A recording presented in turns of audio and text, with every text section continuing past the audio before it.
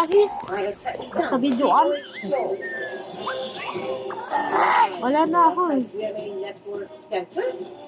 Kuhay ko na to.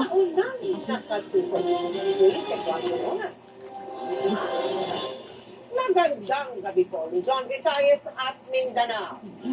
Inireklamo ng Quezon City Police District si Vice President Sara Duterte. Kaugnay yan sa komisyon noong Sabado nang ilipat sa Veterans Memorial Medical Center ang kanyang Chief of Staff. Dawit din sa reklamong direct assault, disobedience to authority at great coercion ang hepe ng kanyang security group.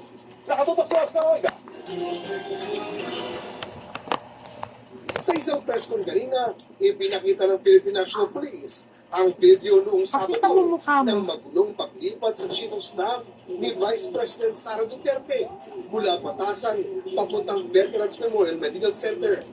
Partikular ang bahagi kung saan itinulak umano ng hepe ng security ng bise na si Colonel Raymond Chica, ang hepe ng Quezon City Police Health and Dental Clinic na si Lieutenant Colonel Van Jason Villamor.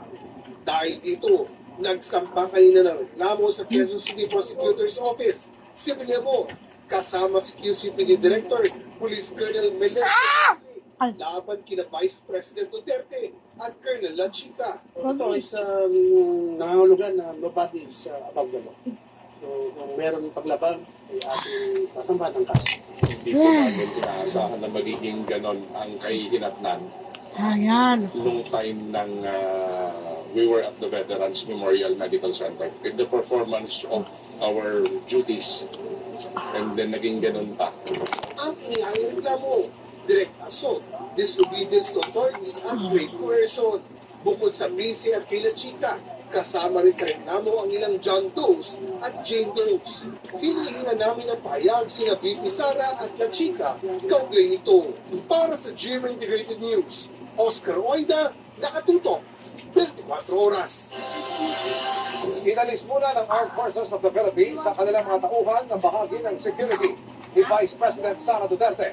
Kabilang sa kanila ang pinuno mismo ng Vice Presidential Security Group na nanulak ng isang pulis sa gitna ng gulo sa paglilipat sa ospital ng Chief of Staff ng OVP. Nakatutok si Chino Gaston.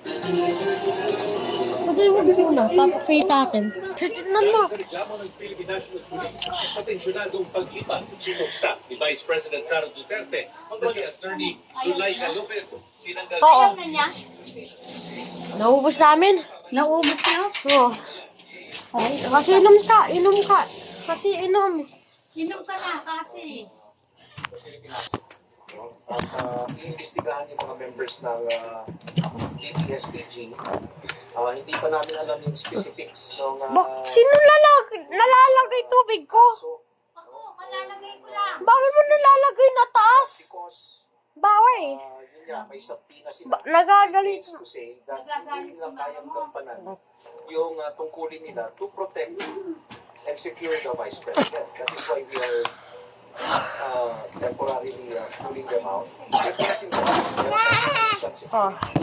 composed of Philippine National Police members and AFP. It's the video. Bye-bye.